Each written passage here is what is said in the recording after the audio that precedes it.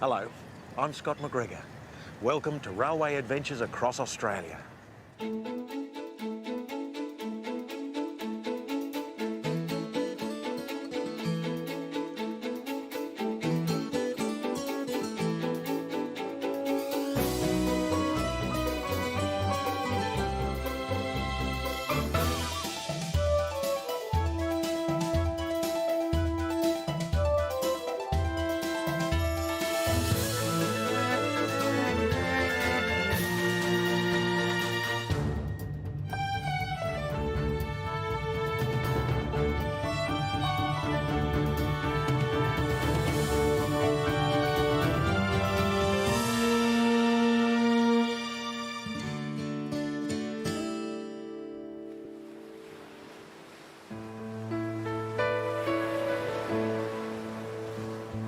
Welcome to New South Wales, and welcome to the most easterly part of the Australian continent, Cape Byron. I'm Scott McGregor, and this is where we begin our New South Wales adventure. From here, we're heading south via Dorrigo, Newcastle, Mudgee, Cowra to Sydney, then out to the Silver City, Broken Hill. But did you know, every morning, the sun shines here first, Cape Byron. This attractive-looking lighthouse behind me has been saving ships along this coastline since 1901. The old lighthouse has played both comforter and guide to navigators sailing up and down this coastline ever since. Its light, floating in a bath of mercury, is a work of art in itself, having the intensity of 3 million candles. 109 miles from Brisbane and 500 miles from Sydney, Byron Bay is a great holiday destination. It's the subtropical climate and the magic qualities of the place that attracts them. Beautiful long beaches set against a magnificent backdrop of mountains. These qualities not only attract humans here in abundance, but also dolphins, whales, and other sea creatures.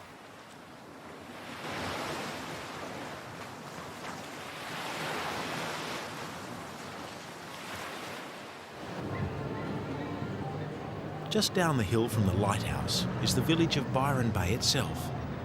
It's a lively place that combines the atmosphere of a country town and a beachside resort. I'm told that tourist overload during the holiday season puts a real strain on the environment, and the locals have been battling the big developers for years in an effort to avoid the high-rise fate of the Gold Coast. Byron Bay wasn't always a tourist resort. For years, it was simply a timber and beef town on the north coast. Then, in 1954, it became a busy whaling station. The official season was from May to the end of October each year. It's then that the humpback whales migrate north from the Antarctic to tropical waters to give birth to their calves. The annual quota in 1959 was 150 whales, and by the time the industry collapsed in 1962, 1,146 humpback whales had been processed at this local meatworks.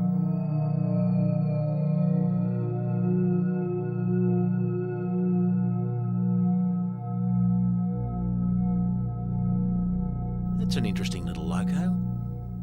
I wonder what happened to it. I'm told it's still around. So while we're here, we may as well have a look for it. And follow the track out of town and look for a new tin shed, one of the locals said. This looks likely. I think I've found it.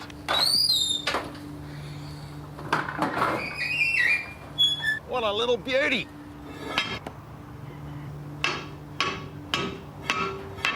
Meet the Green Frog, as this little loco was affectionately known. She was a much-loved sight in Byron Bay in the old days, giving faithful service to the community for over 60 years. This little 1923 Simplex petrol locomotive was the backbone of industry here in Byron Bay. It hauled the dairy, the beef, the timber, the whales. It even hauled passengers occasionally. Solid as a rock, all cast iron, weighs 8 tonnes. What a little ripper. It's nice to see she's been treated with a bit of respect in her old age.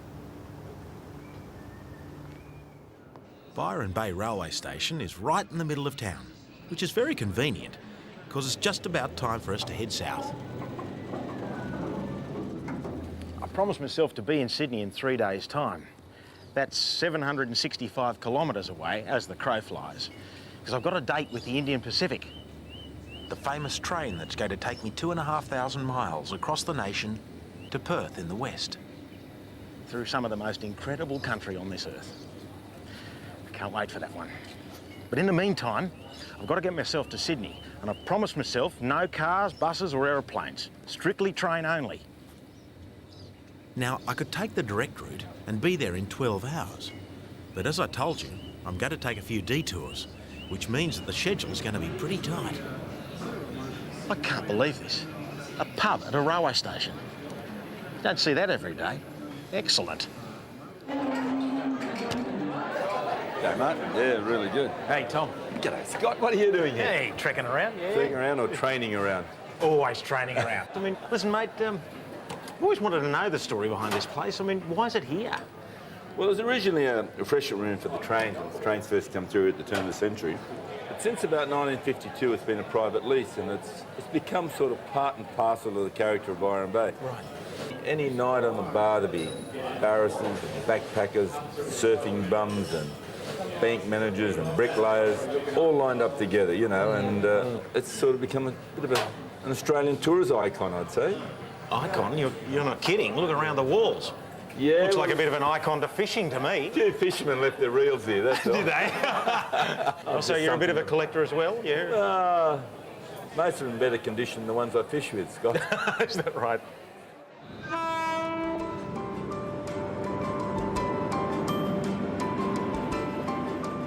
Time to be moving on. The service from Byron Bay to Sydney is by express train, functional and quick. As I said earlier, I could be in Sydney in 12 hours or so if I stayed on this train. But where's the fun in that? I've got a few mates I want to catch up with on the way down. I also like to see a few things when I travel, even if it means going out of my way a bit.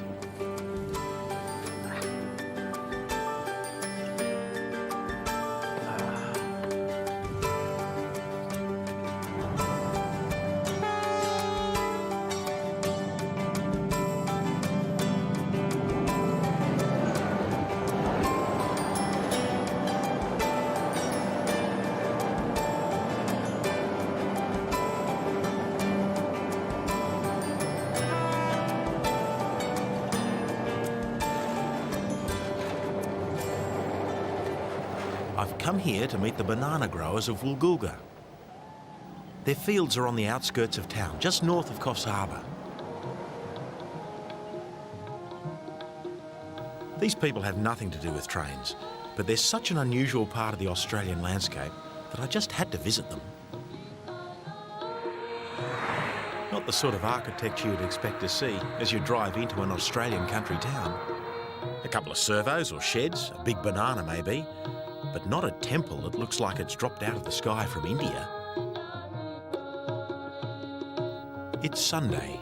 The whole community has come to the temple to worship, maintaining their ties with their homeland, India, and in particular with their Sikh religion. The first Sikhs came to Woolgoolga in the early 1940s as banana growers. Apart from anything else, Sikhs are instantly recognisable by their appearance. For example, their religion dictates that the men never cut their hair, hence the beards and the distinctive turbans.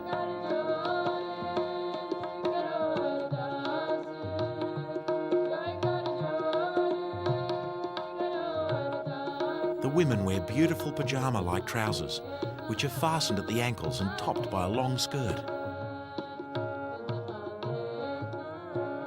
Jodhava Arka, otherwise known as John, is one of the young leaders of the community.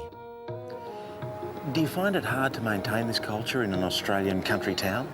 Well, actually, the Australian country town allows us to maintain our culture because we're close-knit, because we work together in our banana plantations, we get together here at the temple. It seems inevitable that in this day and age, some young people will choose not to maintain the Sikh lifestyle. But the Sikhs of Woolgoolga are strong in spirit and well able to take the modern world in their stride.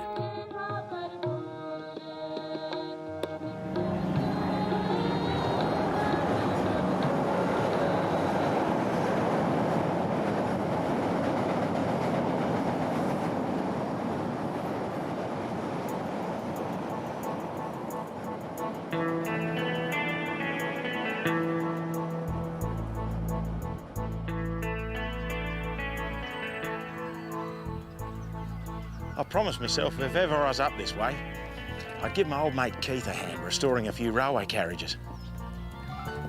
Yeah, looks like he needs a bit of help. Incredible, isn't it? This is the Dorrigo Steam Railway and Museum. It's the largest collection of railway engines and rolling stock in the Southern Hemisphere. None of it goes, yet. It just sits here on top of the mountain. But Keith Jones and the members of the museum have big plans for this place. How did the museum come about? What's the story behind it? Well, it really started because I had a burning desire to save one steam engine from being cut up for scrap. It's way back in 1973-74. And from there it's grown as the members have grown, and we're now preserving almost anything from any railway in New South Wales. It may look a bit chaotic now, but a vision is definitely in place. The members want to establish a world-class railway museum first, all undercover. Then they plan to operate a tourist railway on the disused Dorrigo branch line. Well, in our opinion, the Dorrigo branch line's the most scenic line in New South Wales. The line's intact. It's in a good tourist region, so we should get patronage. So moving the collection from Newcastle 300 miles to here was a huge job, but we think well worth the effort. At present, the collection boasts 54 locomotives, 280 carriages and wagons, and 13 rail motors, and tons of other stuff. The locos range from 8-tonne shunting units to massive 260-tonne Garretts, the largest locomotives in the Southern Hemisphere. Many of the engines here are over 100 years old. One day, I guess, they'll even have an XPT. Now, the good news is they've just purchased half the old branch line for the princely sum of $1, which means the museum will soon be open and trains will once more run again on the Dorrigo line.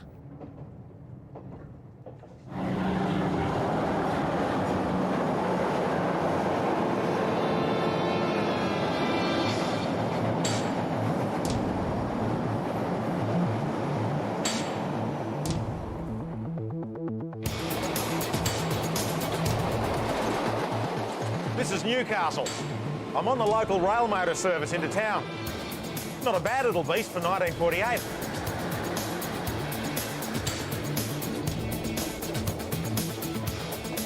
Newcastle is rightly called the hub of the Hunter Valley. It's a maritime city, highly industrialised, and with an attractive twist to it, which I'll show you later. Originally founded in 1797 as a penal colony for exporting coal and salt, the coal exporting side of the business is still going strong in the 1990s. Much of the industry in Newcastle is winding down now, leading the locals to turn their minds to other things to keep their city vibrant. Tourism is now high on the agenda, and with very good reason too. Remember I said Newcastle had a twist to it? Well, how many industrialised cities in the world do you know that have fantastic surf beaches like these right in the inner city suburbs?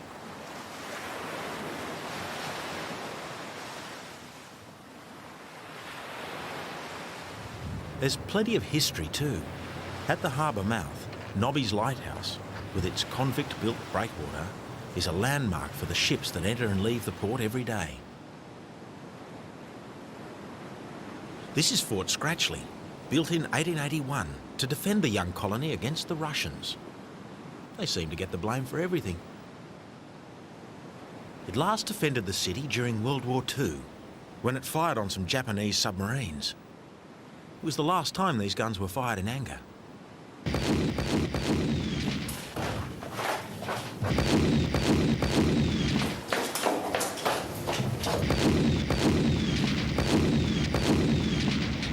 The submarines that attacked Newcastle on the night of the 8th of June 1942 later on moved down the coast and opened fire on Sydney. Hunter Valley region around Newcastle is famous for its coal and its wine. An unusual mix, you might think, but apparently the two industries get on okay. Thought we'd go up to the vineyards and have a bit of a look around. The coal comes down from the Hunter Valley by train on its way to be shipped overseas. That's how I plan to get up to the vineyards. I'm catching an empty coal train heading back up. Remember, no buses, cars or planes.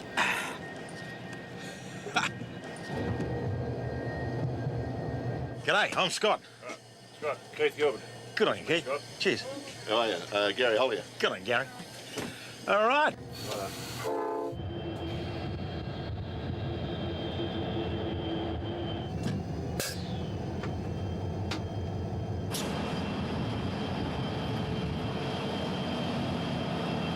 So, which is our train?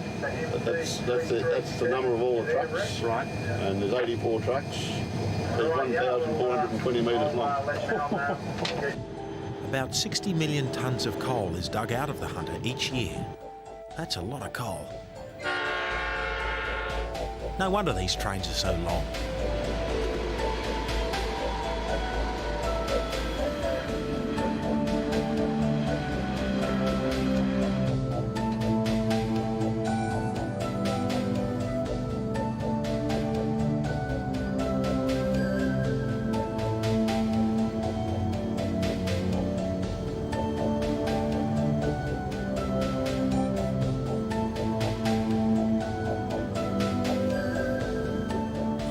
First of the vineyards. Vineyards, miles and miles out here now. It's all new stuff out here. Right. Apparently it was Governor Lachlan Macquarie in the early 1800s who suggested growing grapes up here. He wanted to encourage the drinking of wine and discourage the rum trade that was ruining Sydney at the time. It's grown into a nice little business since then.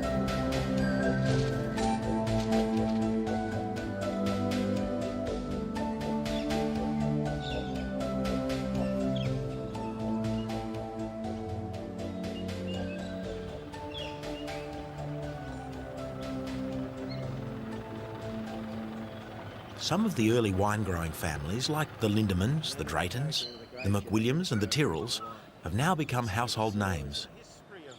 Brian McGuigan is a third-generation winemaker whose family have been making wine in the Hunter Valley for over 50 years. What's really required for good winemaking? Well, the most important thing really is what we're walking on. That's the soil here. Right. Without the right soil, if you don't get the character into the grapes, you don't get the character into the wine. And so the soil is of great importance, as is, of course, the weather. The Australian climate is just ideal for growing grapes. We have all this beautiful sunshine here, and really sunshine is the key to Australian wine, because the factory of the vine is the leaf, and all it needs is sunshine to make sugar. So this is the magic mix between the acid and the sugar that we're talking about? Absolutely. As the sugar comes up, the acid comes down, and it's when those two chemicals are in balance that the winemaker picks the grapes and then tries to capture all that flavour in the bottle. Liquid sunshine in the bottle. All right. And that's what the world loves.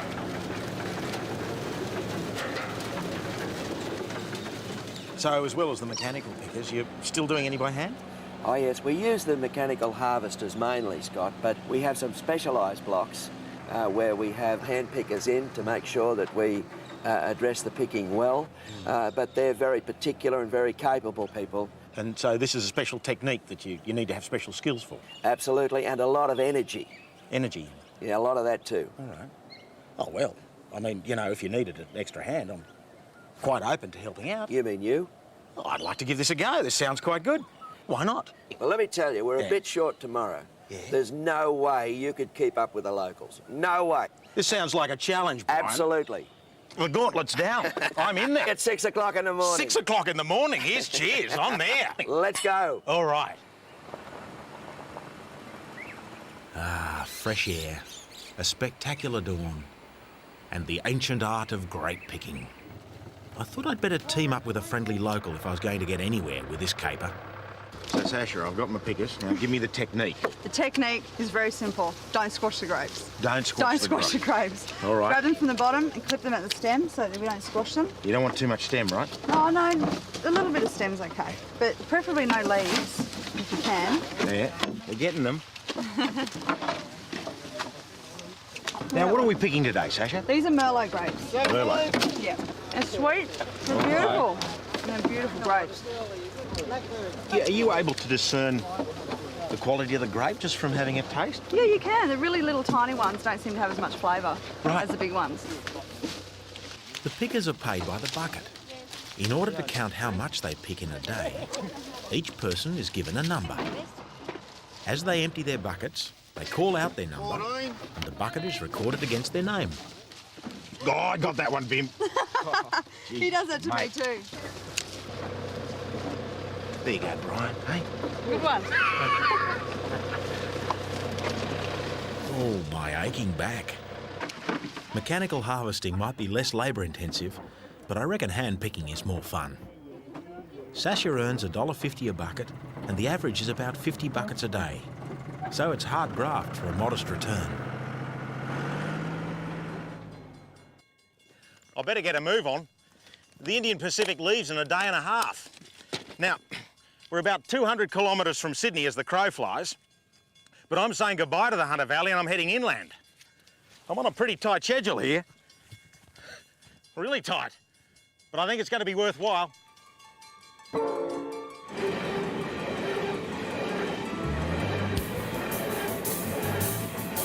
This coal train will take us close to Mudgee, so I want to go back there for a while and pick something up.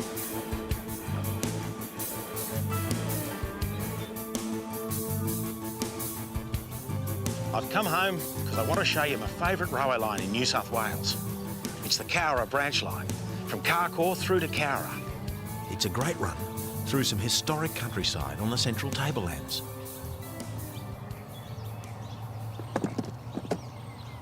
Unfortunately, like so many other little lines around the country, no trains run on this one anymore. So I'm going to have to use my own steam.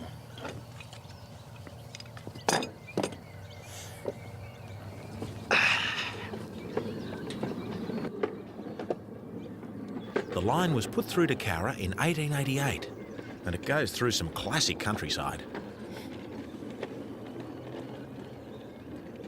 Never forget the rules and regulations about heading into a tunnel. Whistle!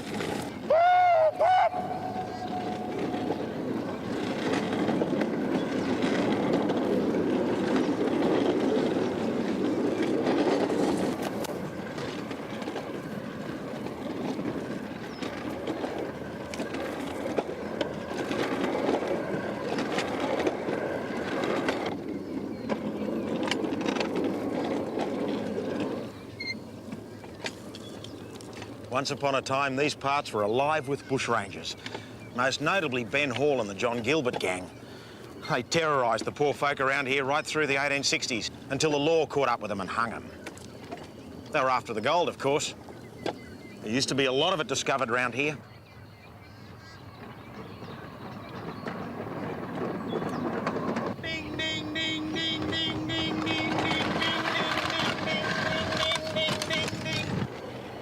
You're probably wondering what I'm riding on here today. It's officially known as a Trafalgar Velocipede, more commonly known as a hand trike. 70 kilometres an hour, they must be kidding. These little things were used in and around station yards to fix signals and do odd jobs like that. This is a rare two-man version, dates from about 1900. It must have been hard work working one of these across the countryside day in, day out. I feel like I'm making a railway exercise video.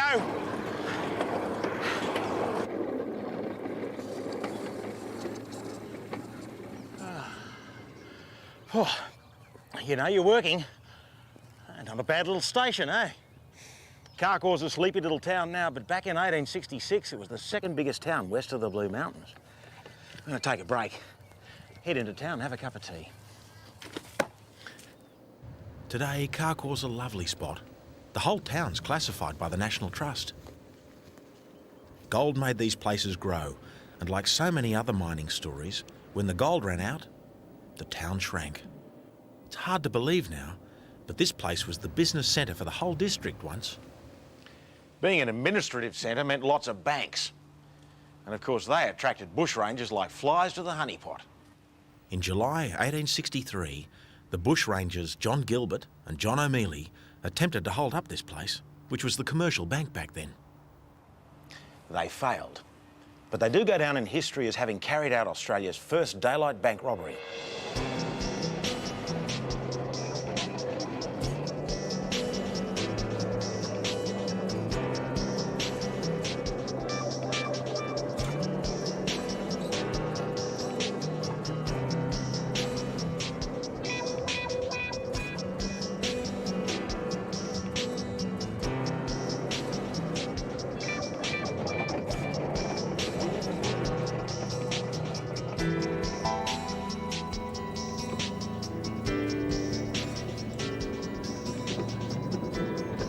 On the surface, Cowra is a typical New South Wales country town.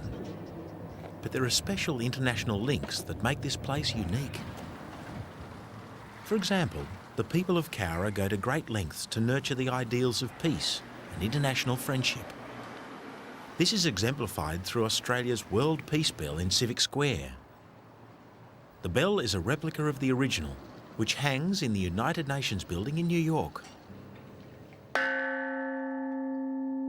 The community's efforts to foster these ideals go back to World War II, when a prisoner of war camp was built here.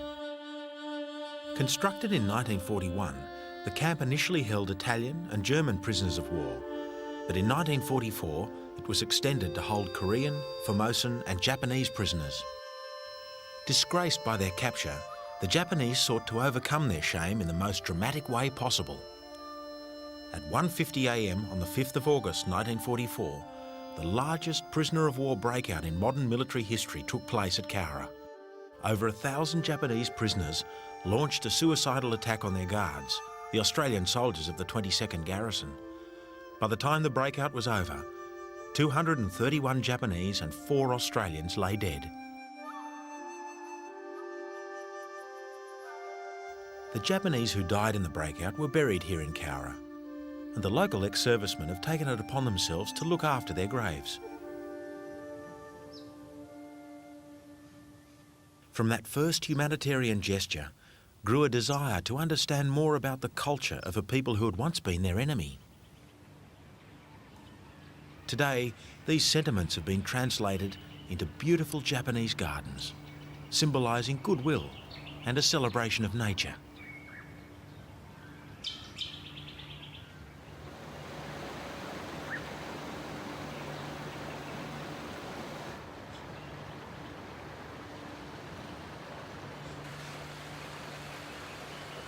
Since 1978, over 60,000 people a year have visited the Japanese Garden and Cultural Centre.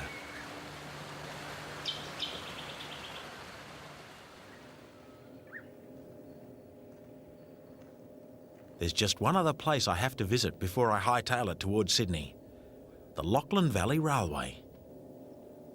This is their roundhouse. There's not too many of these left in New South Wales these days. I like this place because the facility is big, but the collection itself is small and selective. The engines and rolling stock are typical of a range of items used in New South Wales at the height of the railway period.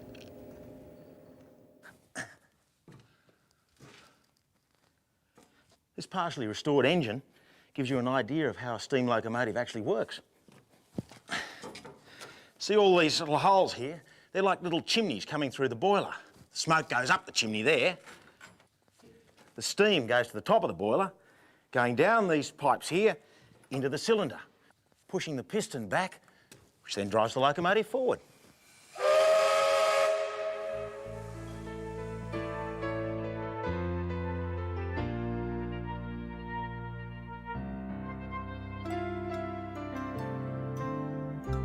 Now it's time I made a serious run for Sydney and my date with the Indian Pacific. I've got to get up and over the Blue Mountains first. Normally that's a fairly straightforward exercise. I jump on a train here at Lithgow, and along this line here, 10 tunnels later and 2 hours later, I'm in Sydney. But I'd like to do something much more interesting. I'm going to go on the old route, in this 1960s retro rail motor. But first, I've got to find my driver.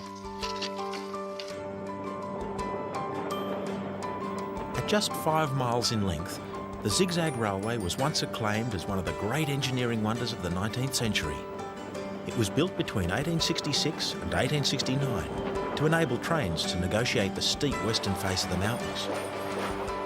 The remaining tourist line operates between Clarence at the top and Lithgow at the bottom.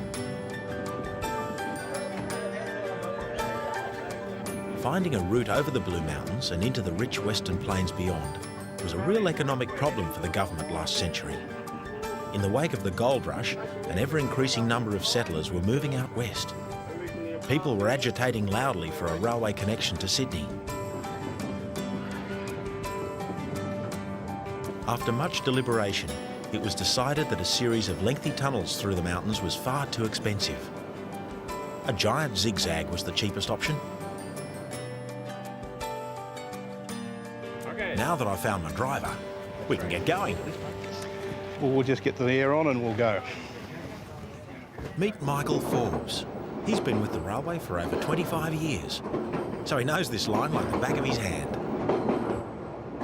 The bottom road of the Great Zigzag is still used by the State Rail Authority, so it's still part of the line to Broken Hill in the west. Okay.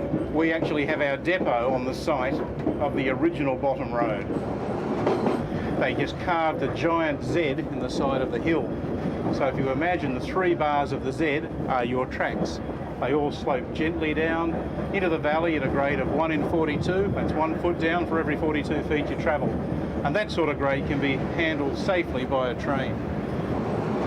We're on the middle road. We are now on the middle road of the Great Lithgow Zigzag. Yeah, see, I know the route.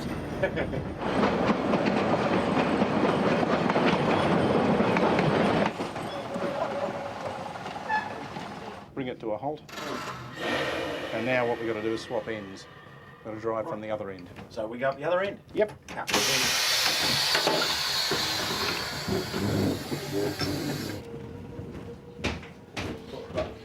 We've come up as far as Top Points.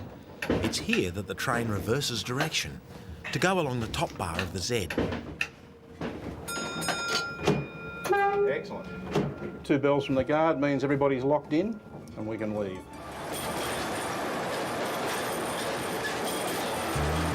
We're now travelling along the top road of the Z towards the station at Clarence.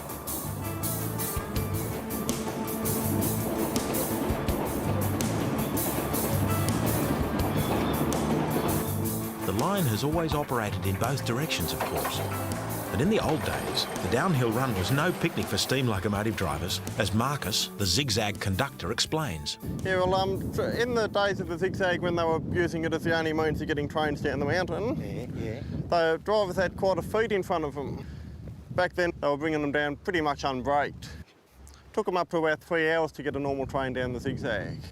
If you tried to come down any quicker, it would have disastrous effects. And that happened here? Yes, in 1901, this train lost control coming down the hill, hung out over the edge of the cliff, just over there. No one was hurt, but the train nearly went over the edge and into the valley below. The driver and the fireman jumped off just in the nick of time. Some tunnelling was still necessary, and there are 2 tunnels on the route. One on the top road near Clarence, and another on the bottom road.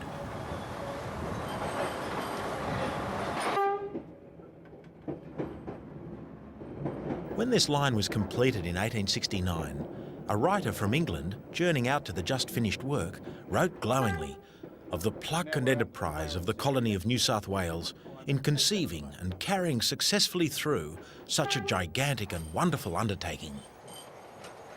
Lofty praise indeed, and fully justified, don't you think? See you, Michael. Thanks, mate. Well, let's hit the big smoke. If someone from another country asked me what Sydney was all about, I'd say to them, look and lifestyle. Sydney is flashy, fast and vibrant. Founded in 1788, it's the oldest city in Australia, and its beautiful deep water harbour makes it one of the most famous and attractive cities in the world. Even in the late 1920s, it was a busy city, and ferries like these kept both sides of the harbour connected. This was before the Sydney Harbour Bridge was completed in 1932.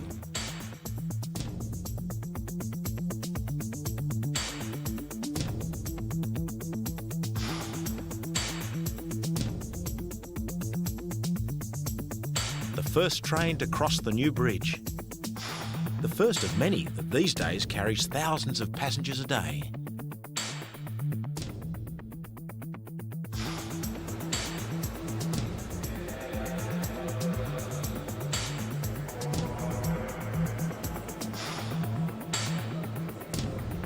This is Sydney's premier railway station, Central. Yes, I've made it. Central Station. Most capital cities have a grand station like this. Built in 1906, 25 platforms.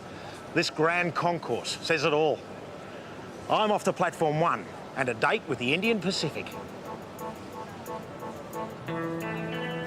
We're about to begin our epic journey across the continent. This leg, Sydney to Broken Hill.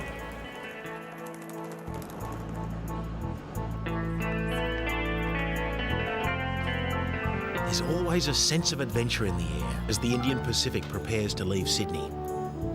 We've got passengers from all walks of life, people going back to Perth, tourists, backpackers, and people like me, just going along for the ride. There we go, that's the one. Yeah. Cross you off here. Excellent. On time today? We sure are. Very good. That's true. Yeah. Here we go. All right. He said compartment 4 and 3. Home away from home. Look at this. This is a classic twinette compartment. The bunks will come down for nighttime use, set up for daytime at the moment. Got my own little hanging cupboard here. Got a little card table here. Everything's organised, lights are on. Put the ticket there. In here, shower and toilet. Look at this cute little room. So we have our basin here, hot and cold. Our toilet. Oh yes. Fantastic little unit. I love railway carriages. They're so compact and practical. This is one of the longest train journeys in the world. 2,720 miles. Or 3 days and 3 nights on the train to Perth.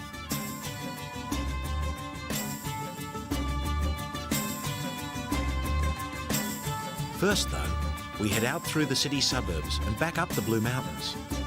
Then to the big country, overnight to our first stop, Broken Hill.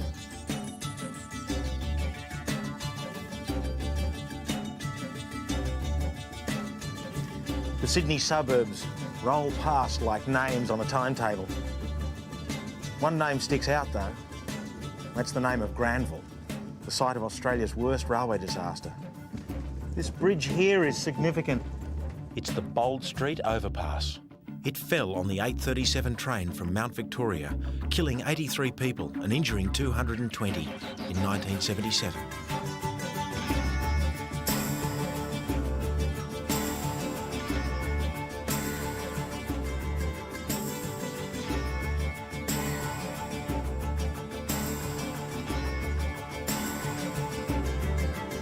We've just come off a section of track called the Speedway. The steam train drivers called it that for obvious reasons. It was the area they used to test the speed of locomotives in the olden days.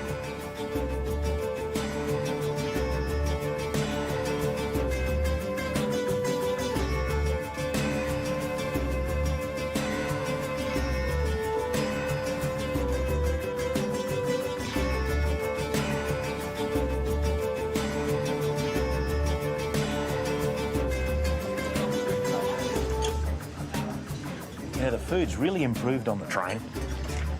Once, not so long ago, you'd be quite right in calling it stodgy. But not anymore. Nowadays, more fresh food's on offer. That, with a bit of competition from other forms of transport, have lifted the standard dramatically. Even the wine list's not to be scoffed at.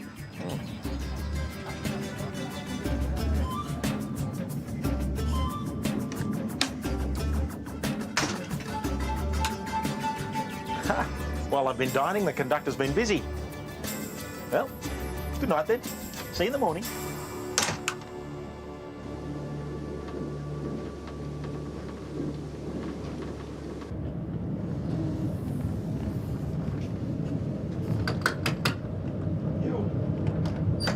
Good morning. Oh, Annie. Hey, cup of tea. Tea for you. Thank you. Pleasure. Hey, Annie, where are we? Just before Menindee. Excellent. Look at this. How civilised. I'm in the first sitting for breakfast. Didn't have a bad night's sleep either. So I better get up and at it. These are the Menindee Lakes, part of the Great Darling River system. Bit of a shock to see so much water out here in the desert. But there it is. Good fishing, I'm told, too.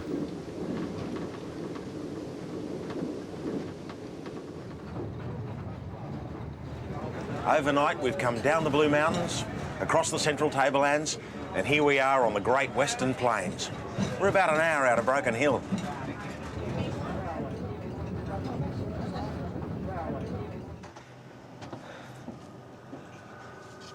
Broken Hill's chock-a-block full of history. Can't wait to have a look around. The next Indian Pacific doesn't come through for a while, so gives me plenty of time.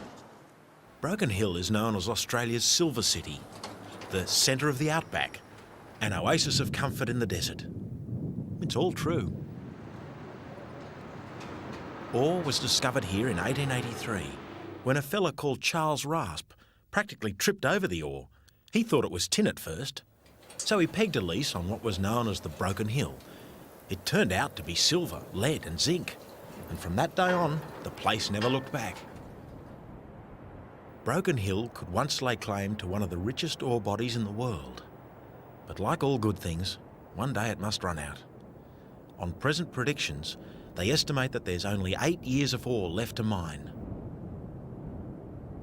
I love the street names. They proclaim the city's mining heritage in no uncertain terms. The landscape around Broken Hill, though beautiful, can also be harsh and unforgiving.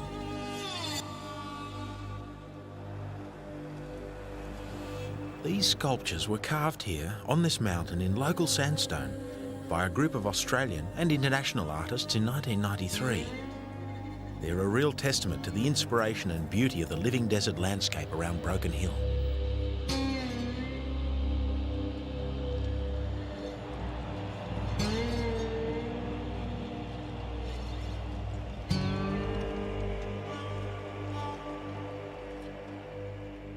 This is Daydream Mine, one of the earliest in the area. It was first worked in 1882 by some very tough little Cornish miners. Remember, this is before Charles Raspe had pegged the Broken Hill. Kevin White looks after Daydream. He's a fund of knowledge about the miners who lived here. The actual main street and the township of Daydream was up over the bend there, and the early writings talk about it having a general store, a butcher shop, a bakery, a police station, and 2 pubs. They also talk of it having 10 ladies of the night. Is that right? In its heyday, there were 500 residents at Daydream, which included 150 men who worked the mine and about 20 boys known as picky boys. They were between 10 and 15 years old, and their job was to haul the rock out of the mine by hand and then pick over it for the valuable ore. It was a tough job, and living conditions were basic. The miners lived in hessian tents or rough shelters they dug out of the ground called mire-mires. What, he just crawled in there in the evening and slept? Yep. You can imagine the sort of conditions they lived. They would have frozen in winter and cooked in summer. The miners worked 12 hours a day down the mine for 6 days a week, so they probably didn't have much trouble sleeping anyway. As you walk into this mine, you realise that these shafts were dug before the days of pneumatic drills and other mechanised mining tools. In all, the miners dug over 2.5 miles of shafts on 4 different levels, using picks, shovels and a bit of dynamite. How deep does it go? 288 feet in the old terms. Yeah. Scott, we're now coming into the big open stope. There's rails here. What's the story? The railway system was put in by the late owner. He came in 1964 and worked the Daydream. Oh, so they're not original? They did have railway, but not in this section of the Daydream. Oh, OK. Yeah, everywhere you go, there's a railway. The ore seam you can see here is 500 million years old, and the host rock, so the geologists tell Kevin, is even older. In this one stope alone, they pulled out 95,000 tonnes of rock and put 71,000 tonnes of it back again. Why did they do that? Why did they put it all back? They were mostly the Cornish, and the Cornish were noted for safety, fill them back in to hold their backs up. What a job it would have been, eh? And what's this? That's an old picky boy box. One boy would stand at the front, one at the rear, and they'd carry that when it was full of ore rock to the closest shaft. Unload the bags of ore that they've loaded, and then the boys would go back and pick more ore. Kevin says the boys could only work for about 2 years before their eyes became so infected with conjunctivitis they could hardly see anymore. Then, at the age of about 12 or 15, they were finished in the mines for good, which is probably just as well, because the adult miners, who also suffer the dusty conditions and poor diet, rarely lived beyond the age of 40.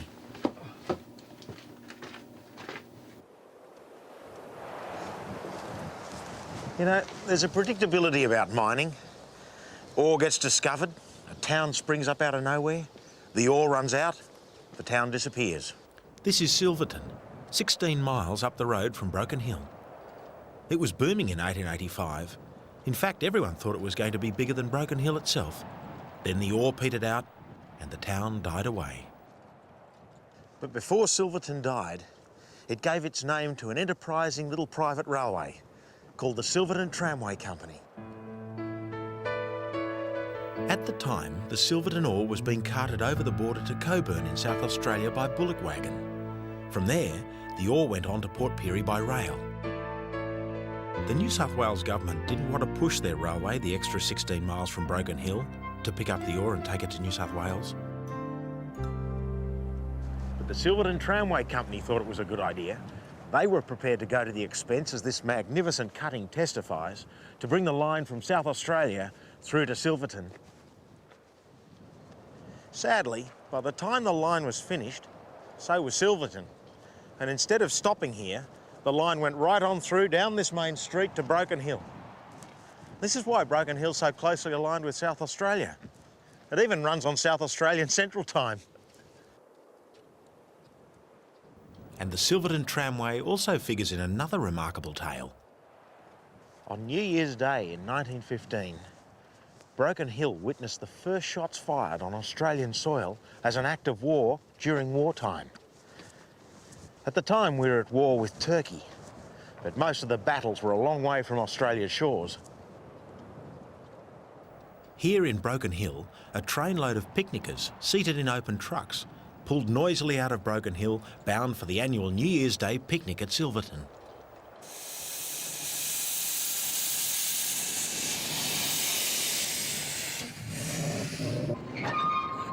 Hampers and rugs were packed beneath the wooden forms. High-spirited banter flew from truck to truck as the train pulled out of Sulphide Street Station. Beside the track stood an ice cream cart, flying the Turkish flag. Suddenly there was the sound of gunfire and a young woman slumped forward, her head shattered by a bullet. On that day, over 80 years ago, war came to Broken Hill. 4 innocent people lost their lives and 7 others were wounded. The 2 aggressors, fighting under the Turkish flag, were actually a local Afghani and an Indian. They were hunted down by the police and killed. Why did they do it? Maybe the truth will never be known. But one theory has it that they were sick of being ostracised as Muslims. Whatever the reason, the ghosts of the 2 men still seem to linger here at White Rocks. That story is just one of the many colourful tales about this place. It's played an amazing part in our history and still does, even today. Poised here on the edge of the desert, the town acts like a symbolic gateway to the west. I get the feeling it's time to be moving on. Well, that's Broken Hill. And that's New South Wales. Next stop, South Australia and my next railway adventure. See you then.